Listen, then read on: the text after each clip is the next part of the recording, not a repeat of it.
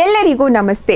ಸಮತಟ್ಟಾದ ಮೇಲ್ಮೈಗಳನ್ನು ಸ್ಕ್ರೇಪ್ ಮಾಡುವುದು ಹೇಗೆ, ಸ್ಕ್ರೇಪಿಂಗ್ ಪ್ರಕ್ರಿಯೆ ಮತ್ತು ಫಾಲ್ಟ್ ರಬ್ ಅನ್ನು ಹೇಗೆ ತಪ್ಪಿಸಬಹುದು ಎಂಬುದರ ಕುರಿತ ಈ ತರಗತಿಗೆ ನಿಮಗೆ ಸ್ವಾಗತ.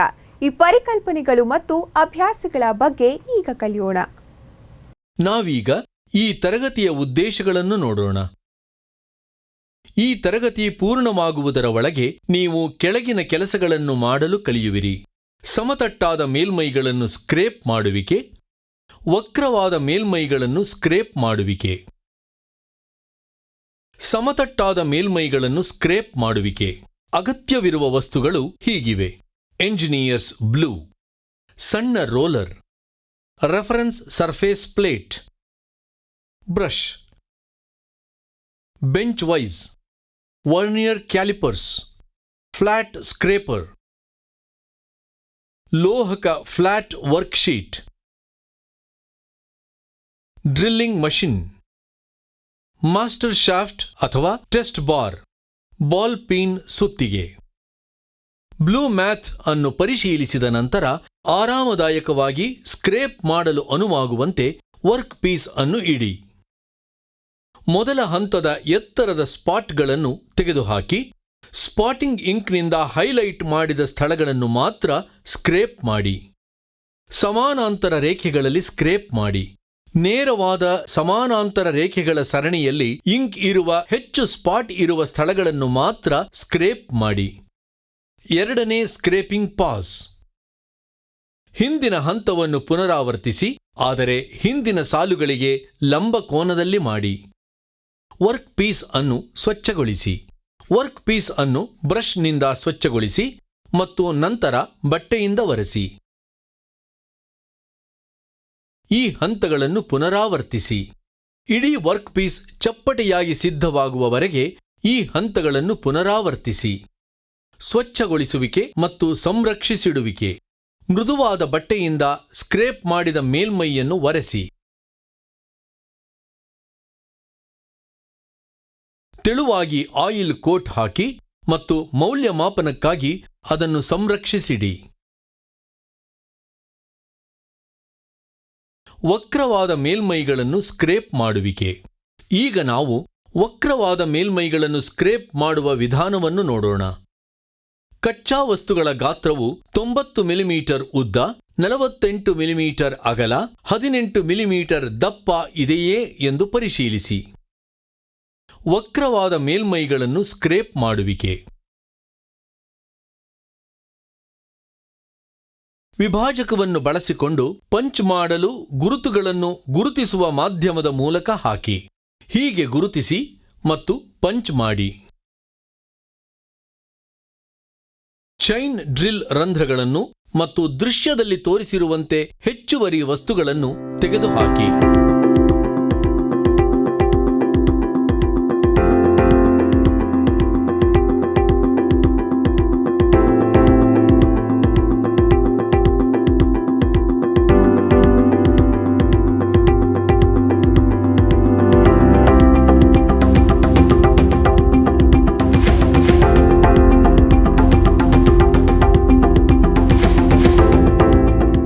ವೆಬ್ ಉಳಿ ಸೆಲ್ ಮತ್ತು ಬಾಲ್ ಪೀನ್ ಸುತ್ತಿಗೆಯನ್ನು ಬಳಸಿ ಚೈನ್ ಕೊರೆಯಲಾದ ರಂಧ್ರಗಳ ಭಾಗವನ್ನು ಚಕ್ಕೆಯೊಡೆದು ಕತ್ತರಿಸಿ ತೆಗೆದುಹಾಕಿ.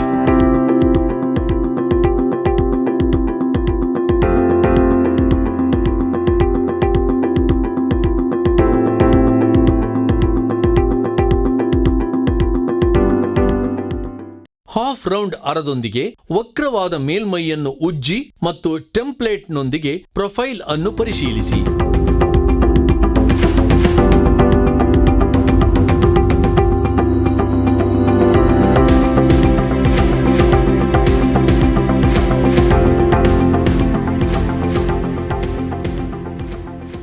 ಟೆಸ್ಟ್ ಪಟ್ಟಿಯ ಸಿಲಿಂಡರ್ ಆಕಾರದ ಮೇಲ್ಮೈಯ ಒಂದು ತುದಿಯಲ್ಲಿ ಪ್ರಷಿಯನ್ ಬ್ಲೂ ಬಣ್ಣದ ತೆಳುವಾದ ಕೋಟ್ ಅನ್ನು ಹಾಕಿ.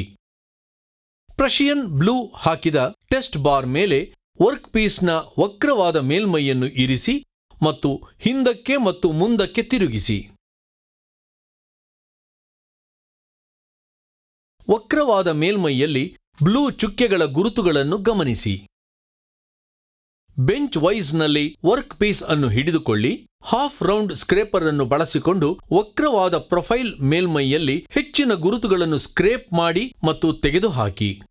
ಬ್ರಷ್ನಿಂದ ಮೇಲ್ಮೈಯನ್ನು ಸ್ವಚ್ಛಗೊಳಿಸಿ ಮತ್ತು ನಯಗೊಳಿಸಲು ಮೃದುವಾದ ಬಟ್ಟೆಯಿಂದ ಸ್ಕ್ರೇಪ್ ಮಾಡಿದ ಮೇಲ್ಮೈಯನ್ನು ಒರೆಸಿ. ಮತ್ತೊಮ್ಮೆ ಟೆಸ್ಟ್ ಪಟ್ಟಿಯ ಮೇಲೆ ಪ್ರಷಿಯನ್ ಬ್ಲೂ ಬಣ್ಣವನ್ನು ಹಾಕಿ ಮತ್ತು ವಕ್ರವಾದ ಸ್ಕ್ರೇಪ್ ಮಾಡಿದ ಮೇಲ್ಮೈಯನ್ನು ಟೆಸ್ಟ್ ಪಟ್ಟಿಯ ಮೇಲೆ ಇರಿಸಿ ಮತ್ತು ಹಿಂದಕ್ಕೆ ಮತ್ತು ಮುಂದಕ್ಕೆ ತಿರುಗಿಸಿ. ವರ್ಕ್ ಪೀಸ್ನ ಸಂಪೂರ್ಣ ವಕ್ರವಾದ ಮೇಲ್ಮೈಯಲ್ಲಿ ಬ್ಲೂ ಚುಕ್ಕೆಗಳ ಗುರುತುಗಳು ಹರಡುವವರೆಗೆ ಸ್ಕ್ರೇಪಿಂಗ್ ಪ್ರಕ್ರಿಯೆಯನ್ನು ಪುನರಾವರ್ತಿಸಿ. ಮೃದುವಾದ ಬಟ್ಟೆಯಿಂದ ಸ್ಕ್ರೇಪ್ ಮಾಡಿದ ಮೇಲ್ಮೈಯನ್ನು ಒರೆಸಿ. ತೆಳುವಾಗಿ ಆಯಿಲ್ ಕೋಟ್ ಅನ್ನು ಹಾಕಿ ಮತ್ತು ಅದನ್ನು ಸಂರಕ್ಷಿಸಿಡಿ.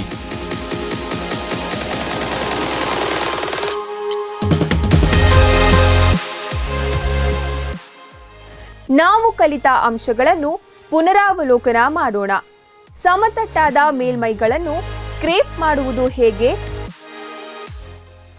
ಮತ್ತು ವಕ್ರವಾದ ಮೇಲ್ಮೈಗಳನ್ನು ಸ್ಕ್ರೇಪ್ ಮಾಡುವುದು ಹೇಗೆ?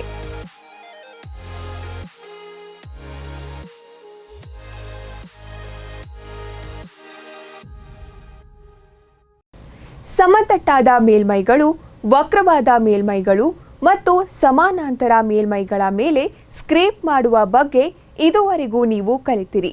ನೀವು ಎಲ್ಲ ಪರಿಕಲ್ಪನೆಗಳು ಮತ್ತು ಅಭ್ಯಾಸಗಳನ್ನು ಅರ್ಥ ಮಾಡಿಕೊಂಡಿದ್ದೀರಿ ಎಂದು ಭಾವಿಸುತ್ತೇವೆ. ಮುಂದಿನ ತರಗತಿಯಲ್ಲಿ ನಿಮ್ಮನ್ನು ಭೇಟಿ ಮಾಡುತ್ತೇವೆ.